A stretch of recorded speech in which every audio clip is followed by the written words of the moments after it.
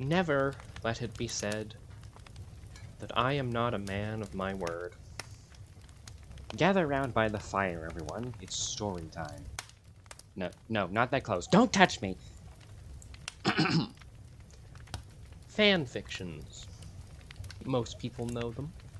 Some people know I'm being forced to write one and read it, which I'm currently doing now. The best fan fictions can influence what the writer was a fan of. If you don't believe me, ask the Catholic Church if they've ever heard of Dante's Inferno. Now, will mine influence Sonic the Hedgehog? Maybe. Probably not in a good way, but maybe. Just because, obviously I think that highly of myself. Oh, and if, my mother is listening, because when I told you I was writing a short story, I lied. I didn't want to admit to you that I was writing a Sonic fan fiction in the living room while visiting for Christmas. So have fun listening. This can't be a coincidence, Dr. Victor said aloud while reading the results of his latest internet poll. Over the last month, Dr. Lex Victors had been conducting research on autism, and every road he went down of his interaction with those of autism had led to a hedgehog with a questionable reputation. Sonic the Hedgehog. Something about him had drawn them in, but why? Unfortunately, in his quest to better understand autism, he had been, against his will, made very well versed in the universe and lore of the infamous hedgehog. His mind wandered back to his latest study, in which he had a number of autistic people in his office to question them about their experiences and interests, but was only met with, "He used to be brown. He used to be friends with Eggman." That comment caused a member in the back row to stand from his chair and say, "It's Dr. Robotnik, you troglodyte. His arms should be skin tone, not blue." Lex was brought back from the stream of statements and opinions on a rodent that doesn't exist, when the motion of rubbing the bridge of his nose began to hurt from how much pressure he was applying. "I can't believe this," Lex said, looking back at his poll. "I didn't even put him as an option. They just wrote it in other. I'm not putting it in next time." Turning away from his monitor, not willing to risk seeing anything Sonic-related, somehow find its way onto his poll on the interests of autists. Maybe Sonic has autism. Maybe he's representation or something. Why else do they obsess over him as much? Dr. Victors began to type in his question on if Sonic the Hedgehog had autism, before he took a moment to realize what he was doing with his life. "I really wish I pulled a different card from that hat," he said while waiting for the results to load. "Sonic the Hedgehog has a place in the hearts of many autistic people." The text read aloud. "I know that! That's one of the damn things I've found out about them! That's not even what I asked you, you damn machine!" Lex jumped from his chair and pointed down at his computer to better articulate the point of his one-sided argument. The silence after his outburst was broken up by Dr. Victor's downstairs neighbor, letting him know to quiet down with the help of a broom. With a sigh, Lex slumped back into his chair and began his search for an actual answer to the question he had asked. Does the character Sonic the Hedgehog have autism? As Lex typed the question. Is Sonic autistic? Over and over. Sonic autist. He typed less and less each time. Sonictism or no? Before he began to not even type questions. And then didn't type anything at all. Lex woke up, lifting his head from his keyboard, rubbing his cheek. He looked at the screen. His sea of N's had yet to be entered into the search bar, but as amusing as it was, Lex was more focused on the time. 5:37 a.m. When the hell did I fall asleep? He thought. Closing the browser, Lex prepared to get ready for bed, and began shutting down his PC. As he saw his screen go to blank, he was about to get up from his chair and rest his head on his pillow and mount his keyboard. But before that, Lex saw his reflection in the dark screen, and behind his reflection was a man dressed in a military outfit, aiming his rifle at him. Victors raised his arms and slowly spun his chair to face the man. Can I help you?" Lex said shakily, trying to think of the best thing not to say to get shot, and think of it fast enough to not get shot for not talking. "The guy who lives below me streams. Are you here for him?" I didn't think he was a lol cow, but he does stream a lot, so maybe that's what made someone call you guys. But that seems like a bad reason to get someone swatted. It's not that there's a good reason, just that's a get on the ground. The soldier said dryly, cutting off Lex's nervous rambling. raising his arms higher to make a show of cooperating as he got out of his chair and knelt on the ground. "Victor?" A voice came from behind the soldier. "We're not here for the guy who sits in pie that lives below you. We're here for you." A man in a military uniform, adorned with several badges, none of which Lex recognized, walked into view. "My name isn't Victor's. Wait, what? Norman does pie?" Lex said, almost forgetting he had a gun pointed at him out of sheer confusion. "Not Victor's," the badge man said, startled. He placed his palm on top the helmet of the soldier and turned the soldier's head towards him, like a tired parent showing their toddler that a missing toy was hiding in their own hand. "This isn't Victor S. This is some guy whose home we just broke into," the badge man spat out. "You mean Victor's? My last name is Victor's. Dr. Lex Victor's?" The confused doctor called out to the pair. At this, the more promoted of the duo held his hand out, and the soldier lowered his gun, and reached into his pocket and handed him a folded paper. The badge man scanned the paper and sighed. "Goddamn interns." The badge man rubbed the bridge of his nose and walked over to the man not named Victor S. "Dr. Victor's?" "Stop looking at us, Sonic." Lex looked at the pair, dumbfounded. After processing what he was just told, he reached his breaking point. Sonic. For weeks, that rodent has popped up everywhere he went. Sonic. Nearly everyone he had spoken to would want to talk to him about that character. Sonic. And even now, when the military's Z team had broken into his home, they are doing so because of Sonic. What the hell does that rat have to do with you breaking into my house? Lex screamed, jumping up from his kneeling position. Seeing the sudden change from the once meek, now mad doctor, the soldier raised his gun again. "Put that down and tell me what does Sonic the Hedgehog have to do with any part of this situation?" The soldier readied his rifle and took aim, waiting for Lex to make a move. The badged man regained his composure and put a hand on the soldier's shoulder to try and defuse the situation. "Son, Sonic the Hedgehog is nothing more than a blue speedster," he began to explain. "You don't have to look into if he has autism, just play the games, write the stories, draw your affront-to-God art, and argue with the other fans." Victor's eye began to twitch. "I am not a Sonic fan. I am conducting research on autism and trying to find out why autistic people like him so much." At this, the badged man's eyes widened. "And that was not an explanation of why you broke in and started talking about him. And what kind of ignoramus are you? Don't look into Sonic. You're trying to get him to stop digging into something. Then don't say that there isn't anything to dig into. Isn't how you do that." Panting, Lex stared at the man who now seemed unaware of his badges and waited for an explanation. However, instead of actually explaining what the blue blur had to do with their being there, the badged man pulled out a walkie-talkie and said into it, "We've got a possible Freddy Warren." Lex wanted to lunge at the man.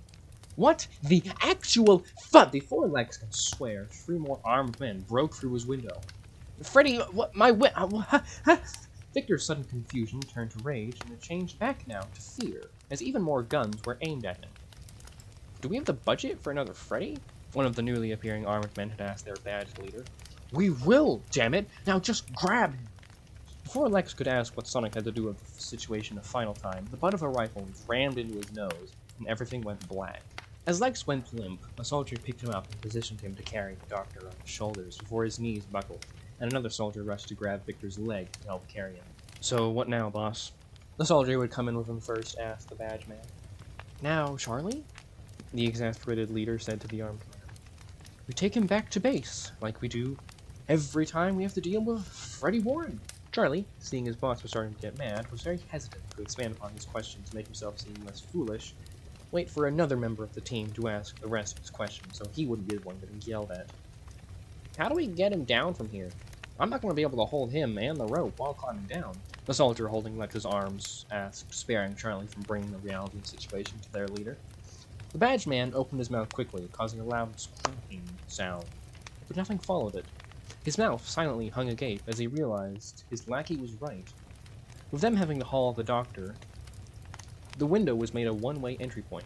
"We will go through the door and carry him to the van," the badge man said, feigning confidence. "Won't people see us? It's nearly 6, so people are gonna wake up soon," a voice from the group of soldiers asked. "Do you really think I—" The badge man clenched his hands and stared at his team. "Just move! They might not see us if we go now!" Leading his men and the unconscious doctor, the badge man moved through Lex's crumpled notes and broken glass, moving towards the door of the apartment. Checking the peephole and sticking his head out the door, frantically looking left and right, the badge man made sure the coast was clear and signaled to his team to move forward. As he was about to open the door wider, the badge man was suddenly rammed into the gap in the ajar door. "What the hell are you doing?" the badge man yelled, hushedly, while readjusting. The 2 men holding the body stared at their leader, wondering what might have caused the outburst. "You motioned for us to go through," the man holding Lex said. "Not through me." Opening the door wider, the badge man exaggeratedly waved his hand through the door, like a host bidding farewell to a party guest that would overstay their welcome by a day. Watching the pair holding the doctor bicker over who would hit the button to call the elevator while pointing at each other, the badge man wondered how he would be able to convince the higher-ups to cough up money for a Freddy Warren. With a ding, the doors opened, and the group shuffled towards the elevator. But as soon as one got in, the other 4 realized how cramped their ride would be, and scrambled to find a comfortable place to stand. After the duo holding the doctor decided where to stand, they defended their space using limp limbs to fend off anyone trying to stand close, with the one holding the arms going as far as to posing Lex's hand to form a middle finger, displaying it to the 3 men huddled in the corner. The 2 soldiers holding the body's fun was disrupted by a ding from the elevator, coming sooner than the group expected. About 3 floors sooner, as they had only gotten 1 floor lower than when they got on. The team stood in silence as the seconds it took to open the door seemed like hours. "Cover him up now!" the badge man blurted out, breaking the split-second silence. The soldiers stumbled over each other to cover Lex's body with their own and prop him up them, while the badge man rushed to the soon-to-be opening door to block anyone from seeing the men still moving while the doors opened. As the steel doors parted, a stout, balding man in glasses, expecting an empty room, was met with his upstairs neighbor surrounded by 5 armed men. What's going? The stout man stopped talking, realizing he didn't want to know what was happening. He certainly didn't want to find out. Sheepishly, he pushed the ground floor button and turned away from the men. With the man's back to them, the group saw that his pants were covered in crumbs. "Pie Pants 6'6"? A voice from the armed men asked, recognizing the stout man not as Victor's downstairs neighbor, but as a streamer he secretly watched. Everyone in the elevator now turned to face the soldier, excluding Lex. Just as the badge man was about to let out a sigh, realizing he had lost all hope in his team, then the same member of his dream team asked, "Are you going to do pumpkin pies again? It would fit the season." And the badge man lost a small bit of hope he didn't know he still had. The rest of the ride down was in silence, a shameful, burning silence, broken by a third ding. As soon as the doors opened, no one left faster than Pie Pants 6'6", leaving a trail of crumbs as he fled. The militant group holding the doctor headed for their van, with any hope of an inconspicuous trip having gone out the one-way entry window. The badge man and his team made a beeline for their van. Onlookers be damned. Just as their leader had gotten behind the wheel, the pair holding Dr. Victor began to argue over who would ride shotgun, without realizing that Charlie had already utilized the ingenious stealth stratagem of walking in front of them, getting inside the van. Just as the Free had gotten into the van, the group sped off to their base. As the Freemen and the body of Lex sat waiting to arrive at HQ, the one who was carrying Lex's arms turned to the man sat closest to the door and said, "So, pies, huh?" At this, the outed soldier only said, "Good content is good content," hoping none of the other members of his squad could see the tears rolling down his cheek from behind his visor.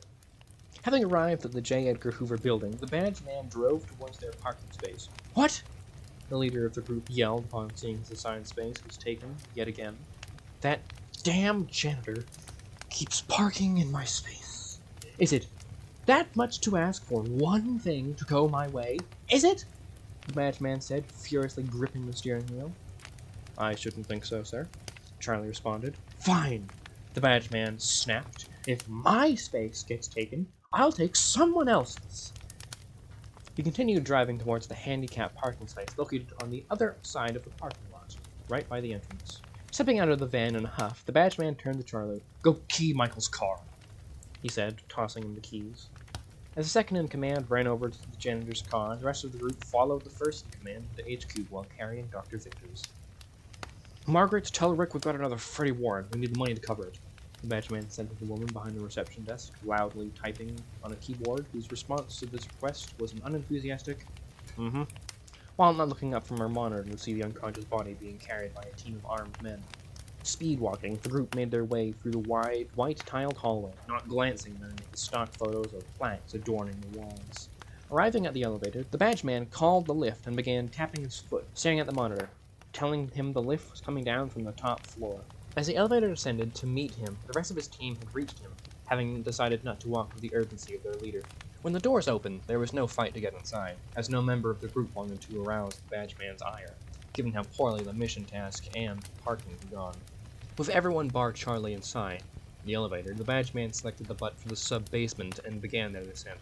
Riding in silence, the badge man stared at his fuzzy reflection in the metal door, then thought about his lot in life. Before his train of thought could go from thinking about his problems to thinking about solutions for them, it was interrupted by an all-too-familiar ding! With a sudden stop from the elevator, Lex's head bobbed down and back up. This motion caused the doctor's damaged nose to start bleeding. How it hadn't started bleeding immediately after the butt of a rifle was rammed into it was beyond the sir? The man holding Lex's legs sheepishly croaked out. The guy has a bloody nose, he shakily continued. Then hold his head up, the badge man said while stepping out of the elevator and pinching the bridge of his nose. The soldier holding Dr. Victor's arms let go of them quickly and grabbed the sides of Lex's head, causing the torso to arch and his arms to flail about. As the comedy double act moved down the hallway, the up and down motion of their walking caused only to help drain Lex's nose of blood, leaving a gruesome snail trail where the group walked. Making his way down the dimly lit hallway, the badge man tried to ignore the buzzing of fluorescent light as they walked. But what he couldn't ignore was the flickering. Lights above him randomly turning on and off, dangling out of their sockets, revealing wires and cobwebs in the square slots in the ceiling where they should be. Arriving at the door to their base of operations, next to the janitor's closet, the group carried Lex's body through the door and carefully closed it, being sure not to close the door too hard that the Sonic Psyop department sign would fall off and be accidentally thrown away by Michael the janitor. Again. Really? Another Freddy Warren? Said a teen looking up from his phone to greet the group. Just start to set up, Jamie, the badge man sighed.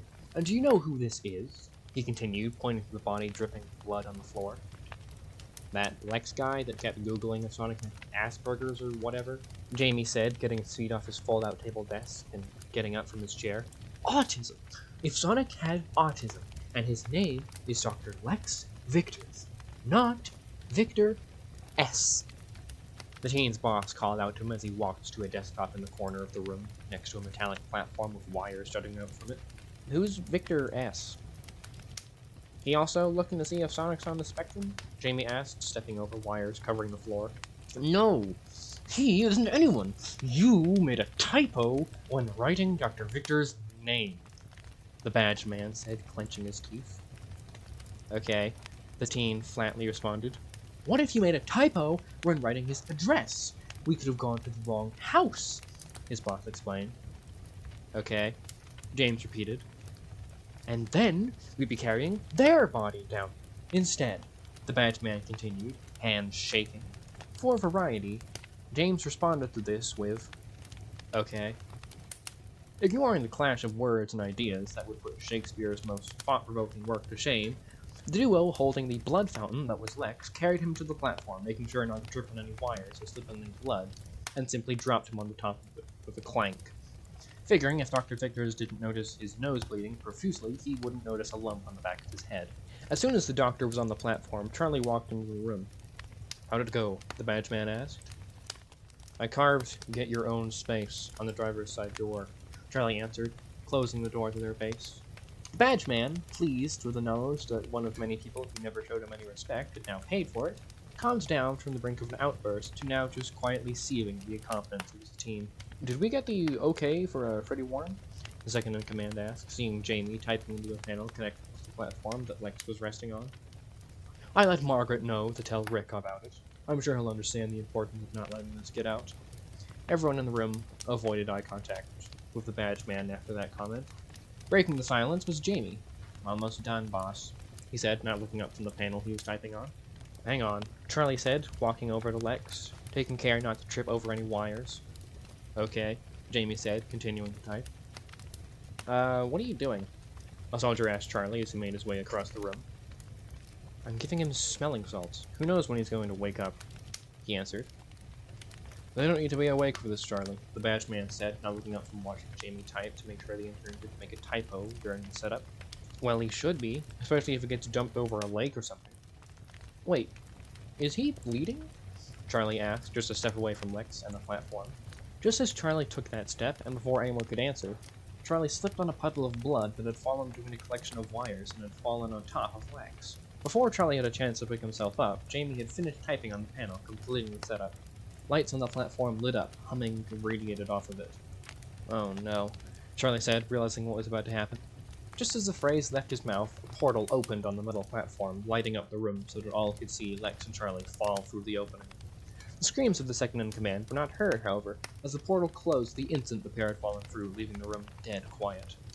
Lex was jolted awake by his nose being assaulted again that night. This time, however, it was the sent form of a punch to the face instead of the butt of a rifle. Only, it wasn't night. As Lex opened his eyes, he saw sunlight shining through leaves. Suddenly, Lex had found himself from being questioned in his apartment to stranded in the woods. What the hell is going on? As Lex asked, he suddenly tasted blood. Instinctively reaching for his mouse, Lex also felt blood. Is my nose bleeding?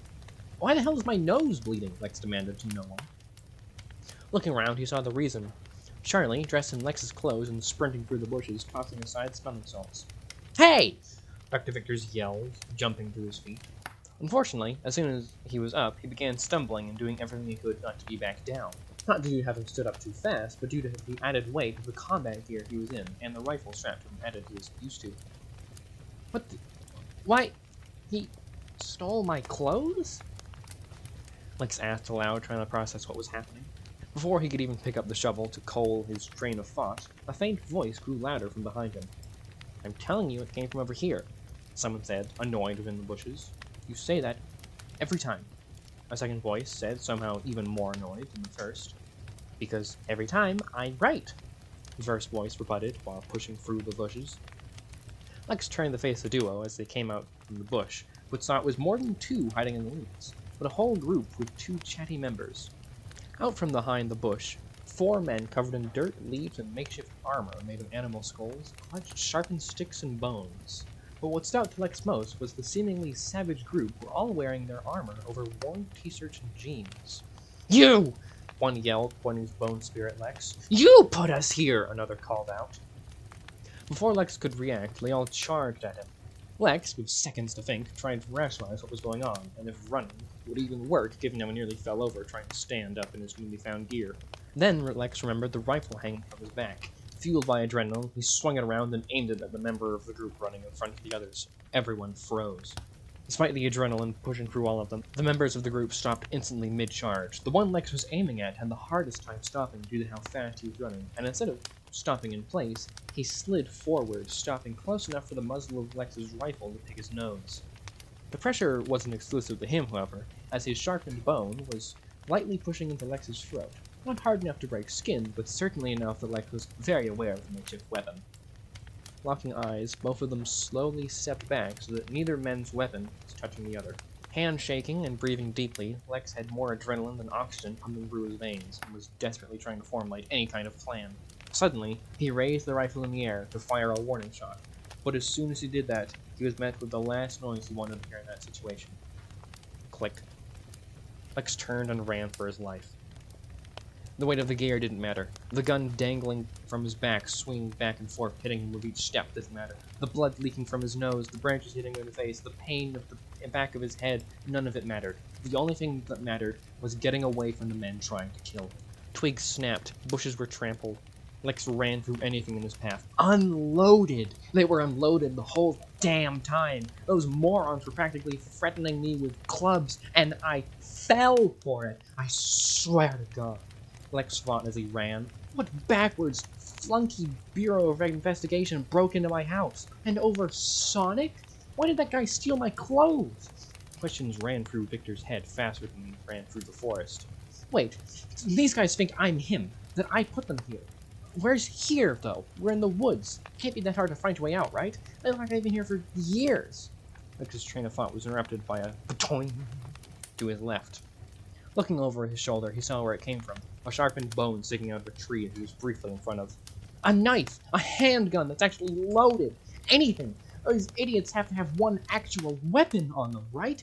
Victor's thought, frantically patting himself down while fleeing. Pulling his hand out from a pouch on his right side, Lex had his answer. Pepper spray. A tiny red bottle that could mean escape or death. Just one. I need to spray just one and take his gear, Lex planned. Wait, one's missing a spear. He can't have gone back and gotten it. I have to be sure who to spray. Toing! Very sure, Lex thought. Making sure a third spear wasn't going to be thrown, Lex slowed his pace. Turning to see his pursuers, Lex almost turned and ran when he saw just how little ahead of them he was, but steadied himself and violently shook the spray bottle. Aiming, Lex made sure the armored man was enraged and pushed down hard enough to break the button. Then, Lex screamed in pain. Why? The doctor screamed, clutching his eyes, and then realized in his haste he forgot to check which way the bottle was facing. Fortunately for the clumsy doctor, after spraying himself, he fell to the forest floor in the fetal position, unintentionally dodging a sharpened stick thrown seconds after he had turned to face the group. With that third spear thrown, only one was a threat now. Lex picked up the spray bottle and in a literal blind rage sprayed with reckless abandon in hopes he would hit the group member with the last spear. Luckily, he didn't need to, as while he successfully blinded every member without a spear, the three men writhed in pain so much that one had bumped into the one with the spear. This threw both of them towards the tree, where the spear, pushed down by the weight of two men, was lodged fully into it. Great, the one unsprayed member said, looking at the tree he and another member had accidentally stabbed. Sighing, he pushed his writhing comrade off of him and moved to restrain Lex. However, as he was pulling out a makeshift rope, he realized that the doctor had blindly ran deeper into the forest. Well, great, he said before turning to help his blinded team. Lex continued his dash through the forest, trying to create as much distance between him and the hunting team as possible. Since they were sprayed within seconds, they would all be free of the burning and blindness at the same time, and he wanted to be far away from them when they were ready to continue hunting him. Suddenly, Lex fell forward. Dr. Victor was so worried about running into a tree that he hadn't thought about running off a cliff. Before he could reflect on all the horrible decisions he made throughout his life, Lex was suddenly wet. As he instinctively thrashed his hands, they brushed against rocks and mud. Lex had ran into a creek. Picking himself up, Lex realized his luck. He frantically splashed water on his face to wash away the pepper spray. Gradually, he could see again. It was fuzzy, and it still burned like his Aquarius humor was boiling in his eyes, but he could see again. Lex crawled out of the water and looked around, trying to get a sense of where he was. Unsurprisingly, he was still in a forest, but now had something to guide him. As he followed the flowing water, Lex began to process what was going on. So that guy stole my clothes and put me in his, but I have his gear. I had pepper spray. What else does he have other than unloaded rifle? Lex thought to himself as he more thoroughly patted himself down. Okay, let's see here. Car keys, a walkie-talkie, some smelling salts, and some sunglasses. Great. Well, I can use the car keys as a blade, I guess. Or threaten someone who doesn't know this thing is unloaded. What about the walkie-talkie? Wait! That guy didn't want the hunters to know who he was, so he didn't plan on being here. Maybe his team didn't either. That guy wants people to think I'm him? Then I'm gonna pretend to be him and get a ride out of here. Turning on the walkie-talkie, Lex prepared to speak into it, but realized he had no idea how to phrase what he needed to say. Tango has gotten lost. As planned, but I'll need an evacuation. Stat! Over? Lex said, losing confidence by the second. Nothing. Over? Lex repeated into the device. What the hell are you guys doing? Come and get me! Over. Dr. Victor screamed. So, how do we get him? Jamie asked aloud, breaking the silence. Everyone in the room simply stared at the platform that had swallowed two men. We'd need to start it up again, the badge man said, still looking at the platform. Can we do that? A soldier hesitantly asked from behind his leader. Were we even allowed to do it the first time? Another asked. Well, you would better. I'm not doing the paperwork for 2 erasures, Jamie said bluntly. This isn't about paperwork. This is about Charlie. We can't leave him in there. They'll kill him. the badgeman said, glaring at the intern. Boss? Rick, not now, damn it! The badgeman yelled, cutting off a soldier. Oh, I think now. Right now, Cecil, a voice said to remind the group, turning around. The badgeman had hoped he had somehow had an auditory hallucination, and then hoped for a visual one as he saw where the voice had come from.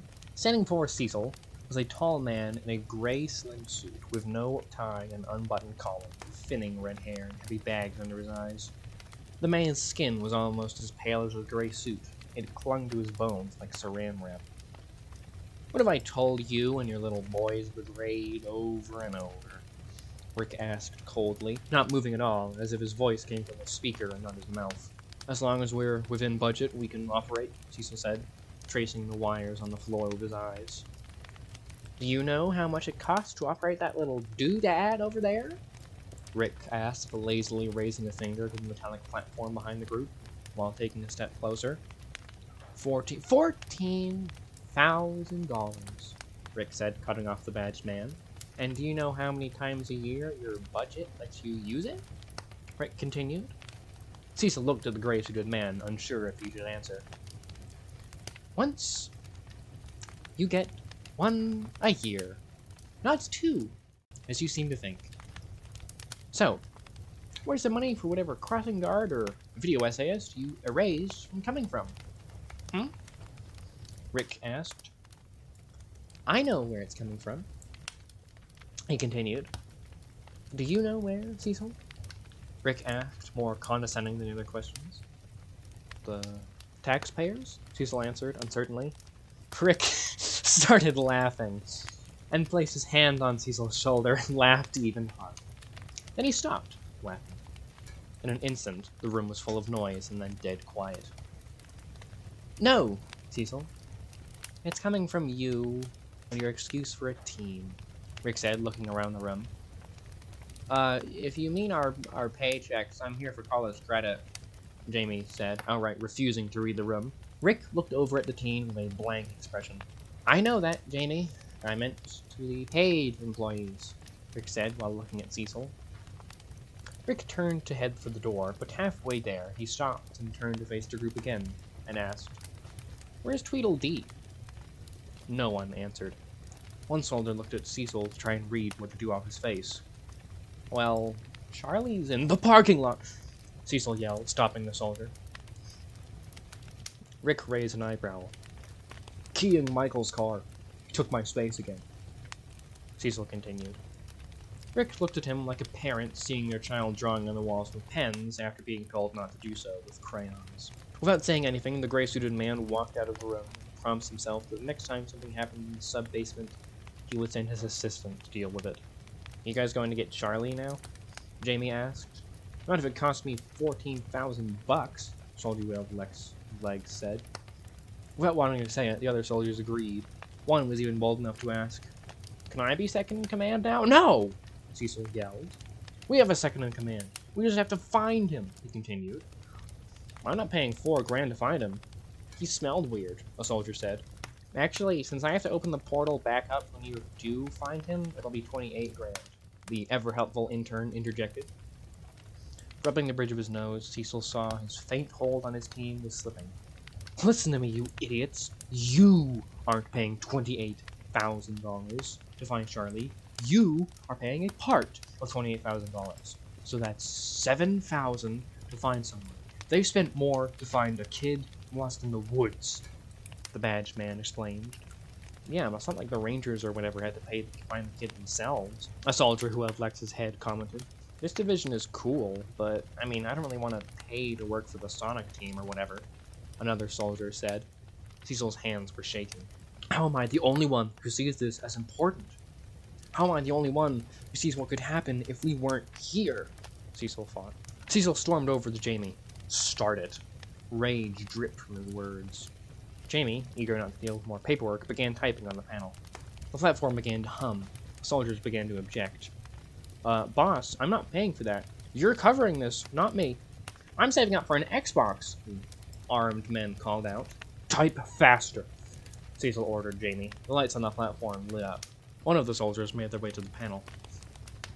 As Rick was about to hit the button to call the elevator, he saw the lights were flickering. Normally, he wouldn't notice the sub-basement's lights seemed to work only when they wanted to. But this was different. This flickering wasn't a poor installation. This was something else, and Rick knew exactly what. A blue light was starting to emerge from the surface of the platform. "Cut it out, Jamie," the soldier said, stepping over the wires. Cecil stepped between the two. "Too late," he said, pointing to the platform. A portal had opened on the surface where all the blue light had been. Suddenly, Rick burst through the door. "You are all fired!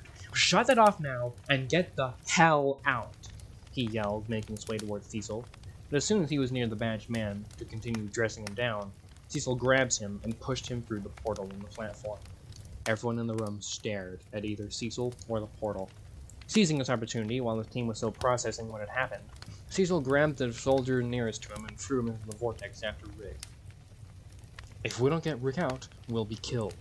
Do you want to try to explain how you didn't help, or do you want to find him and keep your job?" the badged man said, looking to the two remaining soldiers who had carried Lex. The duo silently looked at each other before stepping into the portal. "Write down the coordinates for where you open this portal and reopen it in an hour," the badged man ordered Jamie as he stepped towards the platform. Before jumping in, he turns to the team. "When you reopen it, throw a rope down," Cecil said just before he went through the opening. "Oh, forget it. I've got to be miles out of range," Lex said, putting away the walkie-talkie. Dr. Victors had been walking along the creek and noticed the forest was thinning. Picking up the pace, Lex was eager to see something other than trees, even if it was an open field. Lex's wish was granted. However, what he saw made him wish the trees went on for another 10 miles. Before Lex stood a loop-de-loop. Lex had seen that loop-de-loop before. Lex had an image of that loop-de-loop shoved in his face dozens of times, seen it hundreds of times while browsing Google for research. "I'm in Green Hills," Dr. Victor said, aloud. It couldn't be possible. It shouldn't be possible. But how else would that arch not crumble? Where else would dirt have a checkered pattern? That's where here is? Sonic? They sent me to a damn Sonic game? Mobius, Green Hills, Eggman Land, wherever. They sent me to Sonic because I Googled him? They broke into my house, knocked me out, kidnapped me, and sent me here? Because I Googled him? If Lex didn't have a helmet strapped to his head, he would rip his hair out. That rodent has absorbed the last 30 days of my life, and now this! The walkie-talkie doesn't work. Because Hunter Spot, I sent them. Lex had hatred filling him faster than he could pour it out. But then a thought came to him. I'm in Sonic's world. I can kill Sonic. Suddenly, all of his anger, his hatred, all washed away. I can kill Sonic, Lex said to himself. A sense of calm filled him. I'm going to kill Sonic. It was as if a rock had been weighing Lex down his whole life, and had suddenly been lifted and placed atop of someone else. I'm going to kill Sonic the Hedgehog, Lex said with the confidence and clarity of someone who had just experienced a religious vision. The only question was how. Robotnik! He's nearly killed him. I just need to get some mech or rocket he's nearly won with, and then win! Lex exclaimed through the bouts of manic laughter. Lex moved towards the loop-de-doop, trying to plan out how to steal a mech from the Mad Doctor. As he got closer to the physics-defying arch, the landscape seemed to grow less natural. The landscape became a bridge with a chasm underneath it, and the grass took on a checkered pattern similar to the dirt. As the bridge became narrower, traps started to appear on it. There were no danger to Lex. He could easily outwit the devilish plan of a set of spikes to sit in place by simply taking a step to the left, and not running into him at 800 miles an hour. Along with spikes, there was a red spring placed in the middle of the bridge close to the arch. Lex looked at it as he passed with middling interest, but stopped to get a closer look when he saw a symbol on it. Painted on the surface of the spring was an image of a mustached egg wearing goggles, grinning. Dr. Robotnik's emblem. He put this stuff here? Lex asked himself. Why help the guy you're trying to kill? He continued. Moving away from the spring, Dr. Victors continued to muse over Eggman's tactics while walking towards the loop-de-doop, not noticing the ground he was walking on was growing to be steeper with each step. Maybe it's an ill-conceived trap. Have him bounce on it and fall off the narrow bridge? But then, why would he go a spring and not a... Lex's train of thought was abruptly derailed as he found himself lying on the ground. Picking himself up, he realized he has reached the loop-de-loop and fallen backwards without knowing it. Well, how am I going to... Lex said, dusting himself off. Lex sat down on the slope of the arch, leaning against the floor-turned wall, and began to think of how I might get past the slope. No way I could run up this thing. I didn't have the grip to climb the outside of the arch, not to mention the weight of this gear. Tunneling? Could I dig through this wall? Scanning his surroundings, Lex tried to spot some solution through his furrowed brow. Then, he did. The spring! Sighing, Dr. Victors walks toward the red spring near the arch. The spring was at near waist height for Lex, possible for him to get atop, but not easy in the gear. Planning of how he would get his legs atop, Lex moved his hands to push down on the surface of the spring to raise himself up. Unfortunately, as soon as he placed his hands on the Eggman emblem, a loud "bodoing" rung out, launching the doctor upwards. As Lex flew, he saw just how far down the cavern under the bridge went. While he was flying towards the arch and not in the water below, Lex frantically waved his arms and ran in place in air in an attempt to move forward, mimicking Yoshi or Captain Hook's flutter jump. Fortunately for Lex, he had landed atop the arch. Unfortunately for Lex, he had landed atop the arch. God! Dr. Victors screamed, clutching his ankle. Didn't think that through. God, I didn't think that through. Lex said weakly as he limped across the flat top of the loop-de-loop. Wait. How do I get down? Lex asked aloud. Great, he sighed, not wanting to put any more weight on his ankle. Lex fell backwards to sit on the floor. Tunk! Huh? Lex said, expecting a softer noise from the grass. Looking what he landed on, Lex saw he had sat down on a CRT monitor. Getting up, Lex looked around to see if there was any other technology on the miniature plateau. Looking closer at the screen, Dr. Victors realized what he had sat down on. Those invincibility things! Powers or whatever. Lex said, happily seeing he now had a way down he could survive. With his good leg, Lex kicked the monitor, trying to break it open. With a crash, he was surrounded with sparks. Dr. Victors hastily hobbled to the edge of the arch and threw himself off. Lex's arms involuntarily flailed as he fell, having to fight every instinct he had not to panic. Then, he hit the ground. Gah! He screamed, fueled with adrenaline.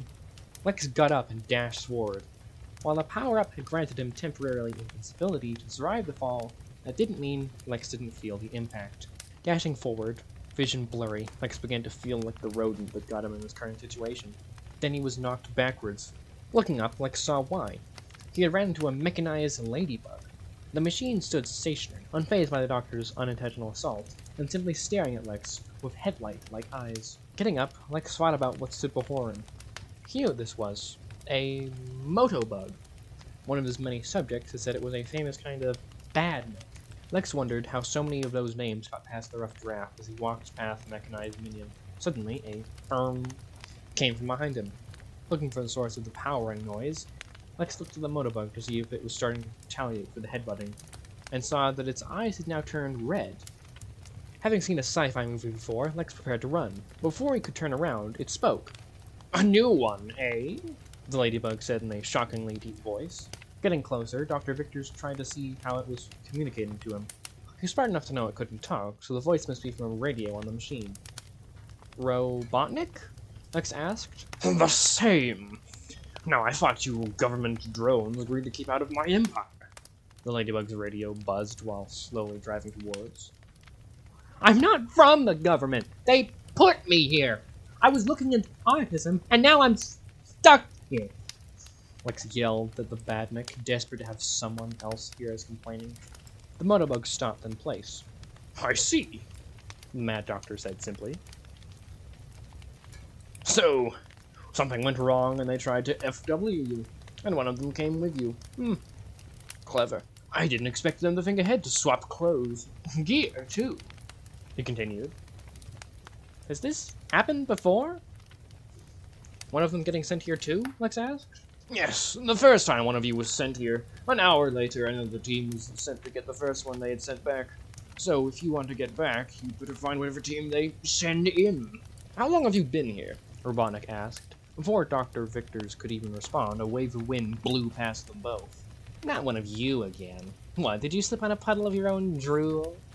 A voice said reminded Lex, dripping with smugness. You! Eggman said sharply. Lex didn't have to turn around. He knew exactly who was behind him. Without thinking, Lex leapt at the rodent. As soon as he left the ground, the blue blur vanished from sight, as if light simply stopped reflecting off of him. And he appeared to Lex's left and watched him fly towards the place he was standing seconds ago. Whoa! Hold it there, pal! Think of the paperwork you'll have to file if you somehow tackle me! Sonic said, more condescendingly than Lex thought possible. This was his chance. He could kill Sonic. He could finally kill Sonic. But he just couldn't kill him.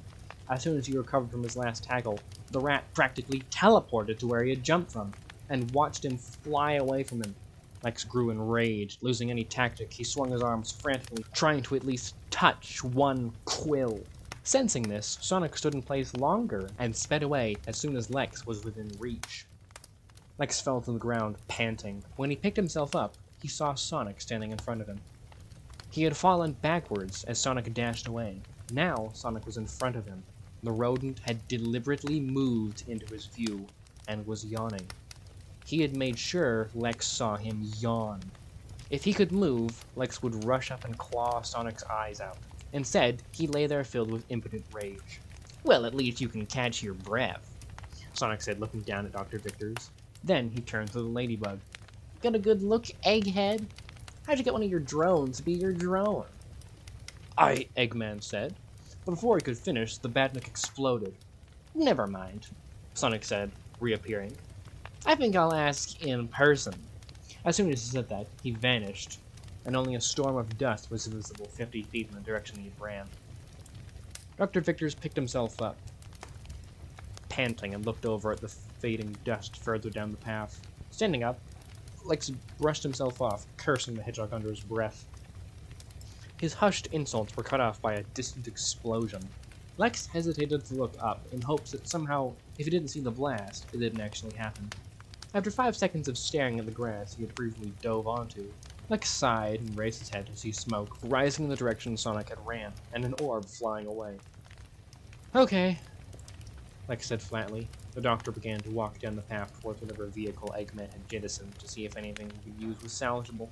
What the hell was that? The soldier, saving for an Xbox, said, pointing to an explosion in the distance. Robotnik's car, or wrecking ball, or whatever weapon he tried to fight Sonic with, just lost a battle, and now he's left to make a new one, Cecil answered. Of course you would know that, Rick sighed. We paid you for years, and all we've got to show for it is this knowledge of some video game world, he said, glaring at the badged man. Paying me? You're paying me to know that, since it's pretty important to my department, Cecil said to who may or may not be his former boss. Rick simply stared at him. You really think that you morons still have your jobs? You're all stupider than I am not that stupid. I'm not stupid at all, Rick. I'm your only chance to get out of here. So my men and I are still employed. Cecil cut off Rick to explain. Rick walked towards the badged man, his dull eyes wide open, staring down at the man who'd thrown him through a portal. Blackmail? You're blackmailing me! The gray-suited man laughed. He's right, the soldier who had held Lex's arm said, realizing their situation. I'm not helping him if I don't have my job. The group was silent. Fine. Fine, Rick hissed. None of you are fired. Now get me out of the Mushroom Kingdom or whatever place you threw me into, he continued. We're in— I don't care, Cecil, Rick yelled, cutting off the explanation. Cecil glared at him. Rick, if you want to get out of here, you need to show me some respect, Cecil said, standing taller than earlier. Rick was silent, staring at the group with a violently twitching eye. He remained silent. Rick? Cecil said, accusingly.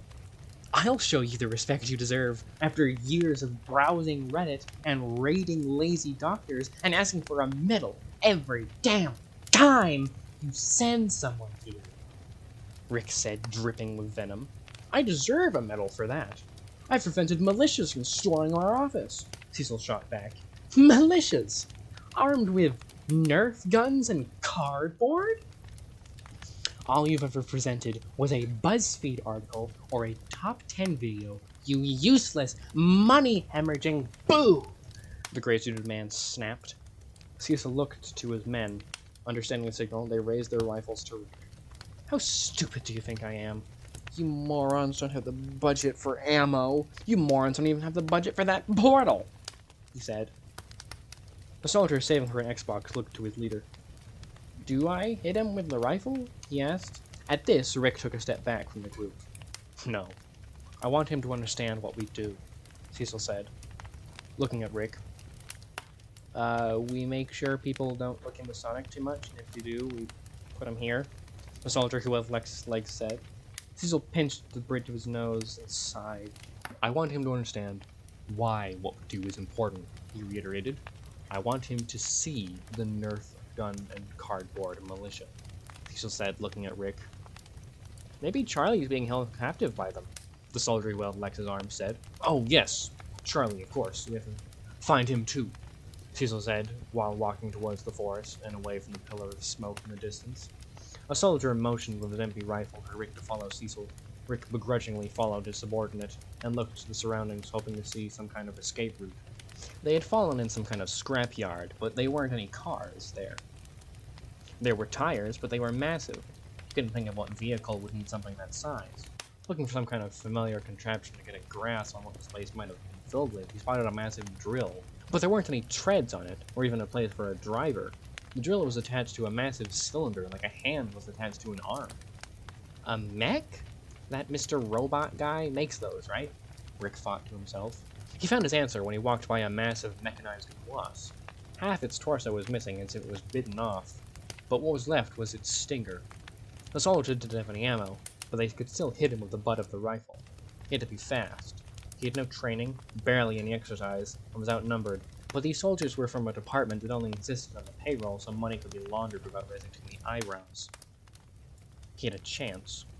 Rick lunged for the steel spike, catching the other soldiers behind him off guard, causing him to jump back, expecting Rick to have tackled him, but not his left. Unsure if he had simply fallen over, the armed man, still deciding if he should help him or hit him with the rifle, when suddenly the man in the gray suit was holding a metallic wasp's black and yellow thorax, with the stinger pressing against his throat.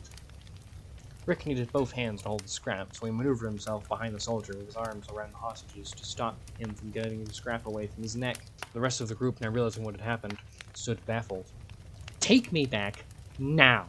One of the soldiers took a step forward towards the man in the gray suit, but as soon as he did, "One more step, any of you, and I stab him," Rick said. The duo that held Lex looked at each other and decided something silently.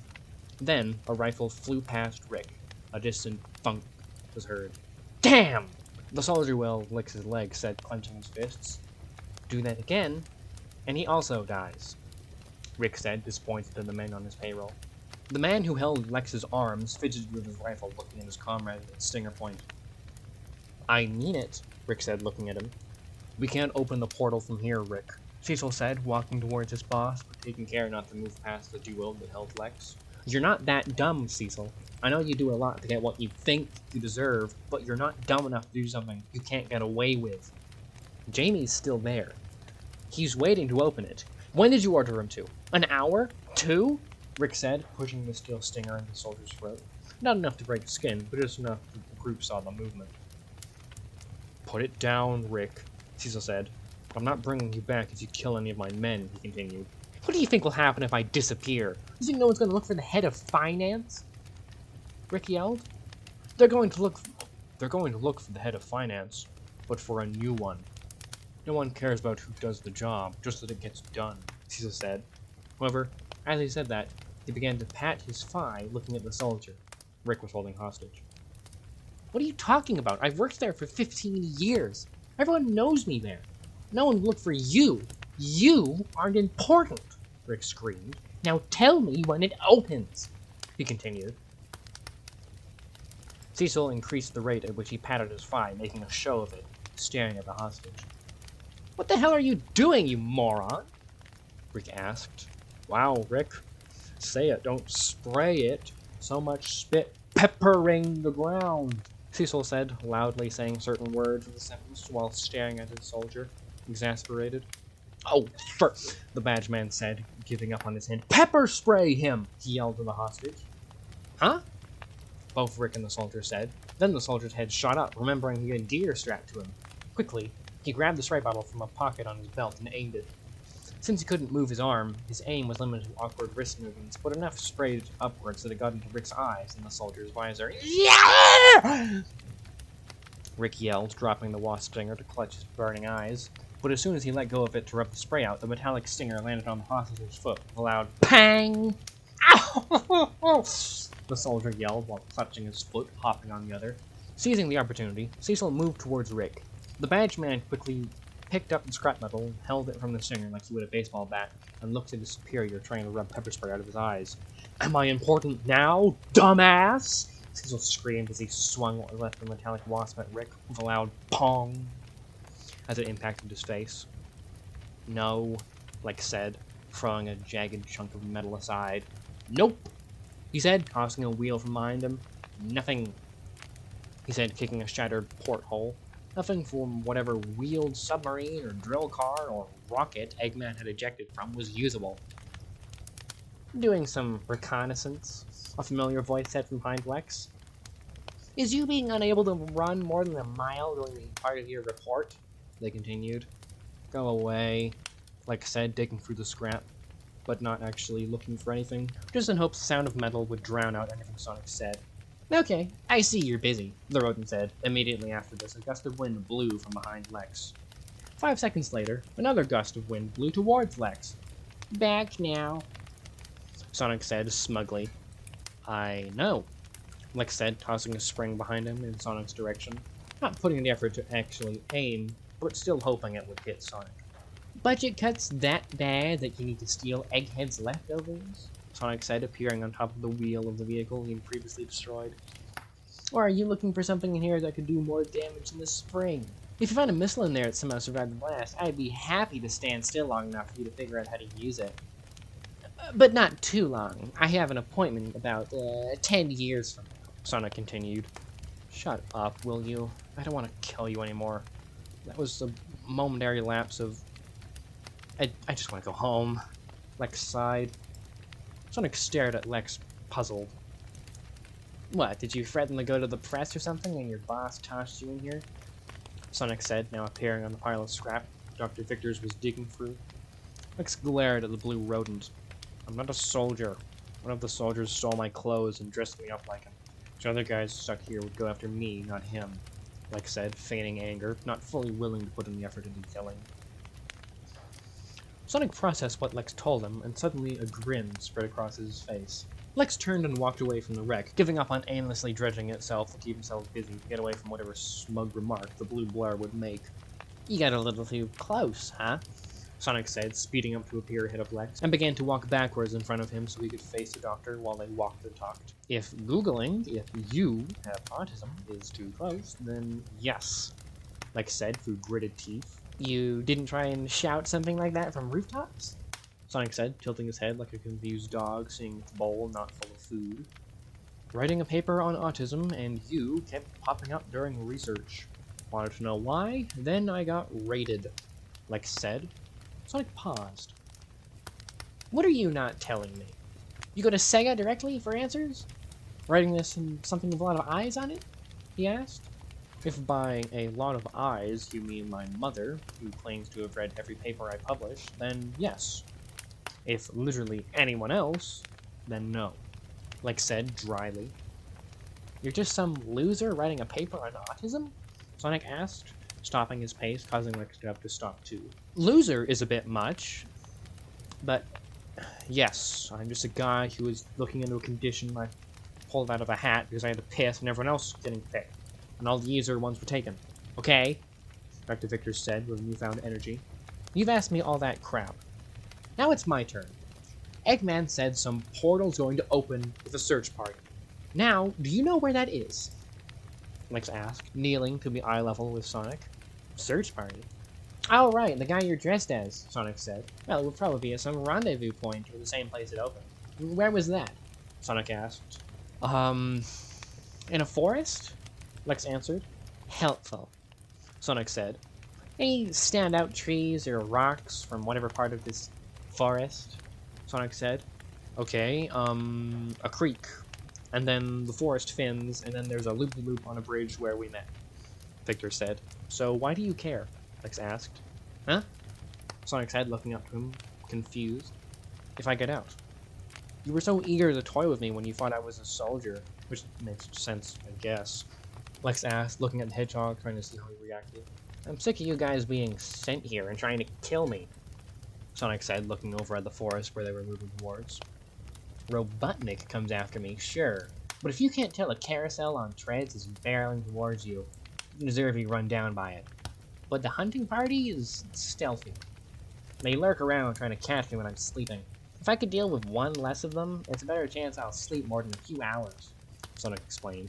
Why not try to tell them how to get home, Lex asked. Did you have time to explain who you were when you met them? Sonic asked, looking up at Lex.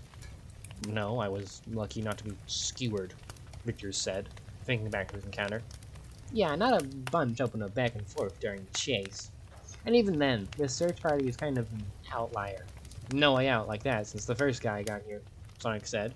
Why not use this search party? Lex asked. Tell the others about it and get us all out of here, he continued. Yeah, tried that. Again, not open to talk to me while fighting. They just think I'm lying to get them to stop attacking me, or to rubbing their situation in their face. Which I might have done once or twice, Sonic said, rubbing the back of his head. Lex looked at him with a raised eyebrow before looking back to the path ahead. Lex said as he stopped walking. How do we, Lex said, pointing at the loop-de-doop mentioned earlier. Sonic looked up at him with a knowing smile. Do you get motion sick easily? He asked. Why do we have to do it? A soldier asked. We did it last time, another chimed in. That's exactly why you're doing it, Cecil told the duo, who held Lex that was now carrying Rick. You guys have a cloth or something? The soldier Rick had held hostage asked while trying to wipe the red spray off his visor. No, just keep wiping, Cecil sighed. The group continued to move from the scrapyard and been walking through the open field for the past few minutes. So about this militia, the soldier holding Rick's arm said. What are we going to do? He continued. Show him why we're important. What could happen if we stop doing our jobs? Cecil said proudly. Yeah, but they aren't going to be happy to see us. Are we going to leave Rick to die or something? The soldier holding Rick's legs asked. We should. The soldier struggling to wipe pepper spray from his visor chimed in. No, we're not doing that. We're going to show him that they are a threat, so he sees why it's important to keep them here. Then, we'll take him back. The badge man explained. Boss, I don't know how well this plan is thought through, the soldier holding Rick's legs asked. And what about Charlie? The one holding Rick's arms added. He'll be held by them. We rescue him while showing Rick how dangerous they are. Happy? Cecil reiterated. As the group continued, the field grew more forested and dense. Maybe, but don't we have to wake him up? Or do we just tell him they're a threat? The soldier is still wiping the visor asked. Yes! We have to wake him up. What kind of a question is that? Cecil yelled. What if he grabs a rock or something and holds me hostage again? The same soldier asked. Then we'll be ready for him to do that, like we shook. The men froze. You, a voice from the bushes said. The soldier holding Rick's arms dropped him and swung his rifle in his hands. The one with spray on his visor had given up on getting it off and done the same, as Cecil and the soldier holding Rick by the leg moved behind the two. Moving out from the bushes were several men with animal bones and tree bark tied to them like armor, worn over baseball jerseys, torn t-shirts, and mud-covered jeans. They clutched sharpened twigs and bones from animals much larger than the ones they made armor from. They surrounded the group like a pack of predators trapping prey, but through their skull helmets and wooden masks, their eyes looked at them with an unmistakable desperation. Fear hidden behind savagery. More of you, one of the hunters wearing a deer skull said, pointing his wooden spear at the group. What are you doing here? You never went in with us. You just threw us through and closed it. A hunter in a jersey asked, stepping closer. Maybe they're here for that one from before, a voice from behind a tree suggested. The soldiers looked to where it came from, but the visible hunters kept their gaze on them. Cecil took a small step away from the tree the hunter was hiding by and tried to make his reaction seem like he was caught off guard by the origin of the question. and not what they had asked. Then, a hunter with a fur cloak took a step forward. Everyone watched him approach the soldiers. "They are," he said, not looking away from Cecil. The apparent leader was no taller than any other of the hunters. He wore no more notable of a skull, but it was most likely a beaver from the shape of the teeth. He wore small bones tied to his arms and stomach by makeshift ropes over a dirty blue button-up shirt, and over the bones was a cloak made from several small pelts. His spear was a sharpened bone, like many others there, but there was something off about it. It was no sharper than any other, or longer. It was actually a bit shorter, but something about the structure seemed less animal, and more human. The soldier who held Rick by the arms raised his rifle to him. "Keep back," he said to the beaver hunter. "You're bluffing," he said. "The last one to come through here didn't have ammo," he said with a slight smile. Unlike the others, the beaver hunter looked at the group not with desperation or fear, but with enjoyment. He looked at them like a predator that had just cornered its prey and could decide at any moment to strike. There was no longing for freedom or to return home. He was already there. "They were unloaded?" a hunter from a bush asked. Standing up, he got closer to the soldiers. He was cleaner than the others in the group, clothes more intact, less dirt on his body, and more desperation in his eyes. "The whole time they were unloaded?" he asked. "This is loaded," the soldier who held Rick's arm said, presenting his pepper spray. One of the hunters moved back a step, causing everyone to look at him. "Miles, Corey, and Jake are still blind from that stuff," he said, pointing to the bottle. "They might be out of it," a hunter suggested, pointing to Rick and the soldier with the red-stained visor. The hunter that had stepped back took yet another step back. "I'm not taking that risk," he said. Grabbing the spray from the soldier, Cecil aimed it at the hunter, causing several spears to be raised, but no one advanced. "What happened to the soldier that sprayed those three?" he asked, moving his finger above the button. "Huh? He sprayed himself, too, and ran through the bushes. We didn't go after him since he blinded most of the search party," Hunter explained, eyeing the nozzle. "Who's that?" the beaver hunter asked, cutting off the badged man while pointing his spear at Rick's body. I asked the question," Cecil presented. "You get one. We get one," the beaver hunter said, looking at Cecil. Cecil looked at the hunter, trying to think of some rebuttal. "Your only leverage is that bottle. You've got numbers and weapons," the leader explained, raising his spear to hover just above the spray. "So, who's that? He's not dressed like you, or anyone else you've sent here." "I've never had two sent here in one day," the beaver hunter asked. Cecil looked to his men, trying to formulate a plan without speaking. "What happens if we hand Rick over? That won't get them not to kill us, they just also kill Rick. Lie? And say what? We've got options. Damn his suit. Can't say he's a janitor or something. If we lie, we can't wake him up until we're out here alone to explain the lie. Sort that out later. Back to the lie. Second executive? Come to us down and take them out? They'd let us go, but we'd have to let them go. We'd have to let him go. Years of work gone. I can't let that happen. Bluff? Why do you care?" Cecil blurted out. His men looked at him shocked. "Did you care about who they were when they got here?" Cecil said, motioning to the hunters surrounding them. The beaver hunter looked Cecil in the eyes. Cecil strained not to blink. "Bring them in," the beaver hunter said, turning around. The hunters nearest to the soldiers raised their spears and moved behind them, motioning for them to start walking. Lex wiped the vomit from his mouth. "You know, when you ask someone a question..." Lex covered his mouth and swallowed with a grimace. "You should wait for them to answer," Lex continued. "Are you done?" Sonic asked, tapping his foot on the ground several hundred times a second. "Fine. All right. Let's go," Lex said, moving towards the forest. "So, why were you so interested in what got me sent here?" Lex asked as they made their way across the bridge. "You thought I was some high-profile researcher. Am I some outlier here?" he continued. Sonic thought about the question. "You would have been a few years ago, but it seems like the ones they send here are getting less and less important. I guess you are an outlier, though. You seem like the biggest nobody yet." Lex would have protested as he did earlier, but he couldn't. He was a C student and did the bare minimum at work. He only Googled something that got him on the government's radar. That aside, who does get sent here?" Victor's asked. "Well, reporters. People who found out about this place and threatened to reveal it. The scientist who made the portal, and I think a soldier that was going to go to the press. Now it's just YouTubers that make videos about me being sent here, Sonic explained. How long has this been going on? Lex asked. Long enough! A voice yelled from below the dirt bridge. Lex froze, but Sonic dashed to the edge of the bridge to look down. He then dashed back to where he was as the dirt where he was standing seconds ago exploded. But it ends now! Dr. Robotnik proclaimed as he rose into view.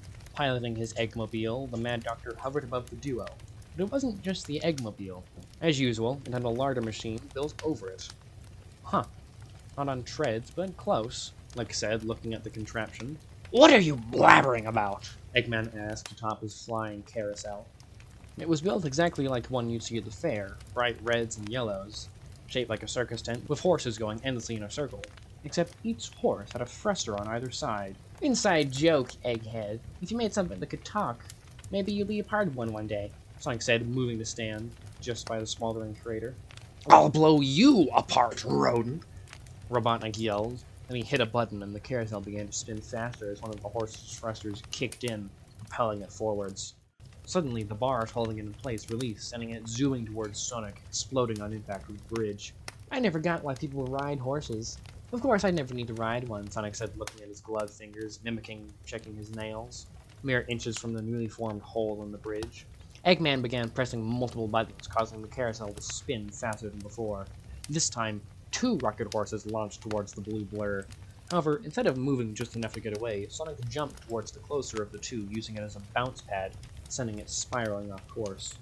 Landing on the second horse, Sonic took a few more seconds to ensure he wouldn't miss before jumping off towards the carousel. Acting quickly, Eggman, knowing he couldn't get out of the way in time, tilted the carousel to an almost 90-degree angle. Sonic grabbed onto a bar that once held a rocket horse, but as soon as he did, it began to move down. Not due to the weight he was putting on it, but Robotnik activating all the thrusters.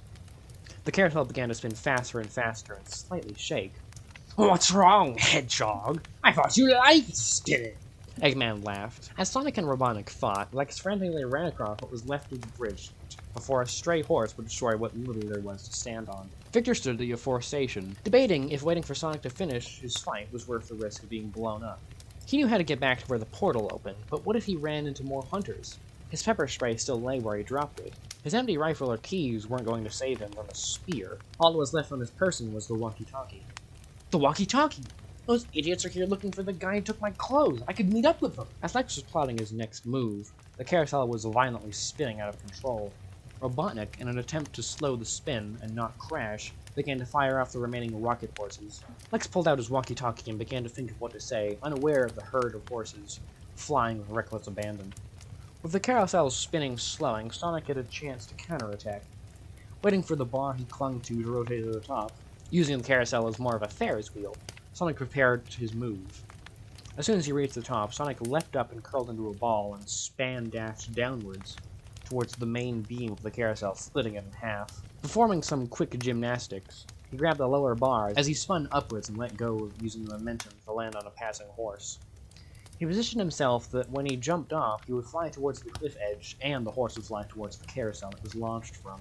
As Sonic landed on the cliff beside Lex, Eggman's latest contraption had exploded, and he ejected the Eggmobile to flee. This isn't over, you blue rat! Robotnik yelled while shaking his fist at his nimble nemesis, and flying away. Lex turned to see the commotion before seeing the flaming remains of the carousel fall to the water below. Seeing that Sonic would be able to fend off any hunters, Lex contemplating if he would need to use the walkie-talkie. However, before he could decide, a stray rocket horse emerged from the cloud of smoke where the carousel had fell and flew into Lex. The impact of the collision wasn't hard enough to detonate the stallion-styled missile, so it kept on its course with Lex clinging to it. Lex was tightly hugging the front of the horse's neck, so he could only see Sonic and Robotnik stare at him dumbfounded as they got further and further away, instead of where he was flying towards. Looking down, he could see he was hundreds of feet above water and flying along the cliff's edge. Could I make that jump? Lex thought to himself, looking over at the edge he was flying parallel to. It wasn't that far of a jump, but it was too far of a drop for Lex not to weigh his options before doing so. He could only look so far behind him, so he couldn't see the course the horse was flying on, or any rocks it was flying towards. The tree line had ended, the cliff's edge was now a field and getting further away. Seeing the jump getting harder to make by the second, Lex leapt without thinking, hoping he could cover the distance. Lex felt the ground beneath his feet, and a wave of relief washed over him. However, he only felt the ground on his feet for half a second. Then it was under his stomach. Then his head. Back and bottom.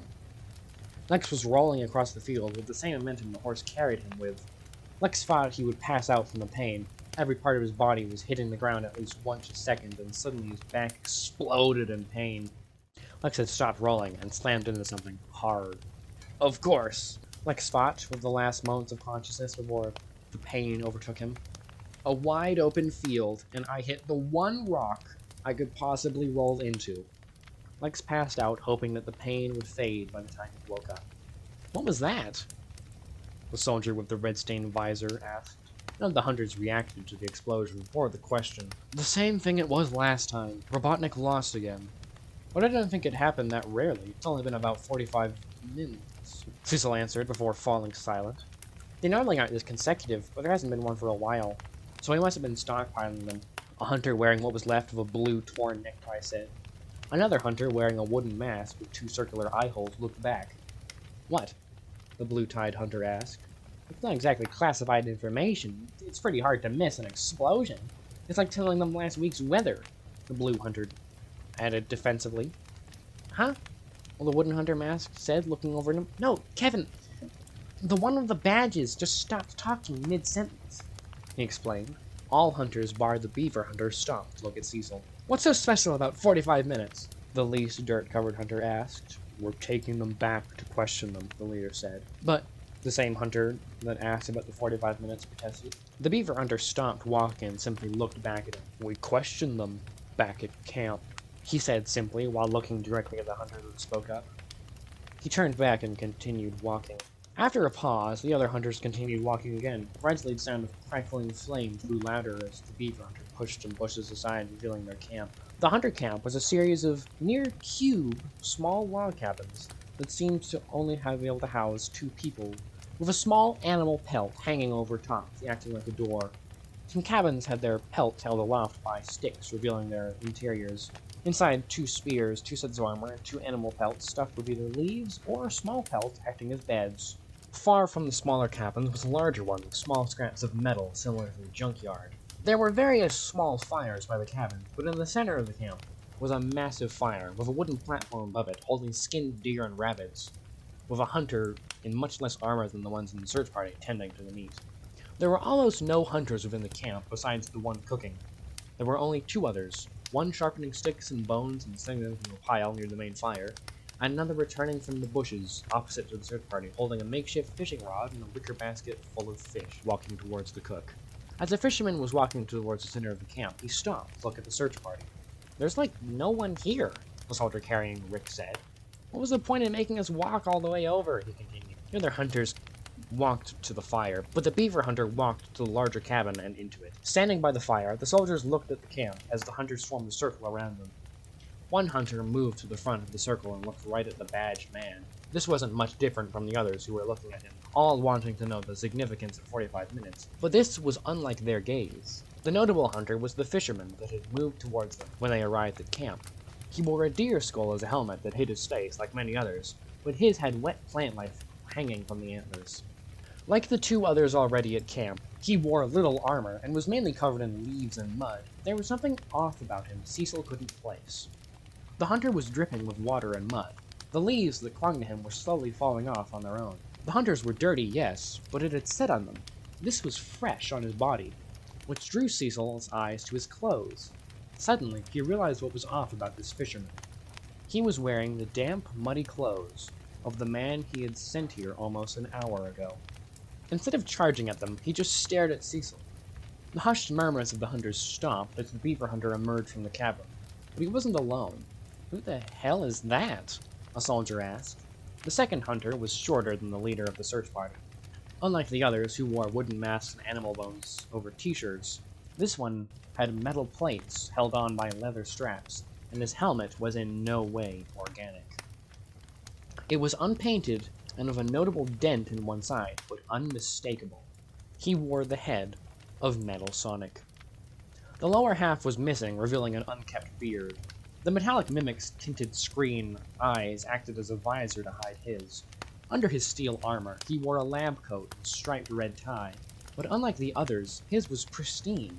No dirt, dust, not even bleached by the sun. That, the badged man said, watching the pair approach, is Freddie Warren. The hunters parted to allow them to stand in front of the soldiers. The fisherman took this shift as a chance to move closer as well. "Hello, Cecil," Freddie said, spreading his arms as if welcoming a friend to their home. "How long has it been? It's hard to tell in this place. Seasons don't pass here, you know. Spring all year long," he said, walking over to the badged man, looking over to the others, his head tilted. "Now this is a surprise," Freddie said, holding his hands behind his back, walking along the line of soldiers. "You've brought Rick here." Walking back to the front of Cecil, the metallic-clad hunter leaned forward. "Why?" he asked before leaning back, seemingly trying to get his full body into view. The badged man looked into the screen on Freddie's helmet at his own reflection, trying to determine if he could lie. "Why is he really here, Cecil? Not why is he here that you thought of just now," Freddie said. "He was thrown in," the soldier with the red visor said. "Really, Cecil?" he asked. "Is that so?" Freddie continued. "Yes," Cecil said quickly. "We opened the portal to find our man that fell through, and Rick threatened to fire us for doing it," he elaborated. Freddie sighed with a laugh. "Didn't want to cough up the 14,000, And what was so special that you've opened the portal for this one, but not others?" he said, glancing to the beaver hunter.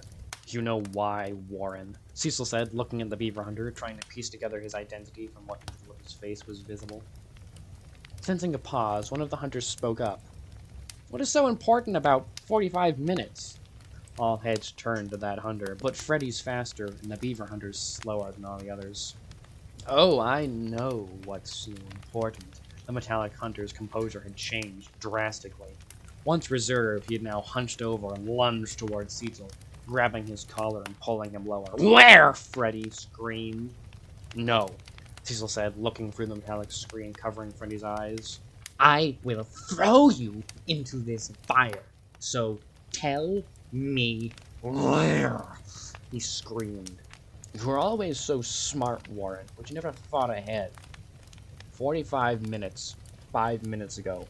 Even if I told you, you'd never be able to make it there in 10 minutes, Cecil said, pulling Freddie's hands off of him. "If you don't show up, there'll be another. There has to be," Freddie hissed, clenching his fingers. "So, where is it?" The other hunters began to move in on the group. "Where? Where? Where?" they all screamed. The fisherman moved the fastest, making a beeline for Cecil. He pushed Freddie out of the way and reached for his torso. Cecil expected to be pushed backwards onto the fire, but instead, only his jacket was grabbed. The dripping hunter reached into his inner pocket and pulled something out. Before the badged man could process what was happening, a deafening BANG rung out. Birds flew from the sky as the mob froze and looked to the fisherman holding a smoking pistol to the sky. Hunters backed away, but Freddie got up from the ground. The fisherman cocked his pistol and aimed it at him with his free hand. He motioned for the soldiers to move and took a step back. The beaver hunter fidgeted with his spear before the pistol was aimed at him. After looking through each other's eye sockets, the cloaked hunter dropped his spear. As the soldiers took a step back, the beaver hunter grabbed the spear of the hunter nearest to him and took a step forward. A few more began to walk closer to the group. The fisherman looked to Cecil and simply said, "Run." The badged man, stunned at the voice that came from the hunter, snapped out of it at the sound of one of his men dropping Rick's body and booking it into the forest. Spears flew and hunters dashed after the men, and the beaver hunter dropped the wooden spear and bent up to pick his own. As he moved to pursue them, he was stopped. Looking back, he saw Freddie holding his fur cloak. "I want to hunt," the beaver hunter said flatly. "Most fun here in months," he continued. "You'll have your fun, Francis, but right now we have something better than that badged idiot," Freddie said, motioning to Rick's body lying in the grass. "God, my back! Where the hell am I?" Lex said, rubbing his head, looking at what he had slammed into. Before Victor's stood some strange, rusted tower. Walking around it, he saw more of them. Rusted drills and robotic arms jutting out of the ground. Sat near Lex was the remains of the carousel that had launched it here. This is some kind of scrap yard. Cutting off Lex was a strange humming. Turning around, Lex saw something he could never have predicted. A portal had opened 10 feet above the ground. As he was processing it, a rope was thrown through it. He could have questioned it. He could have walked under it to look where it had led. He could have done a number of things, but what he did do was climb the rope as if the earth beneath him was about to open up and swallow him. Panting, Lex pulled him and his gear he didn't even think about removing through the opening. Looking around, he saw something stranger than the portal. He saw a dimly lit office and a teenager sitting by a desktop. "Hey, Charlie," the young man said casually. Lex ran through the door and down the hall, without saying a word. Well, that's the story. If you're complaining about the cliffhanger ending, I wrote like 10,000 extra words, and my voice is already super hoarse after 2 hours of recording. So, yeah, don't worry, there'll be a sequel, but that's a bet for another year. I hope you enjoyed me losing last year's bet, because I am sure as hell not going to lose this year's. Thank you for watching, and good vile.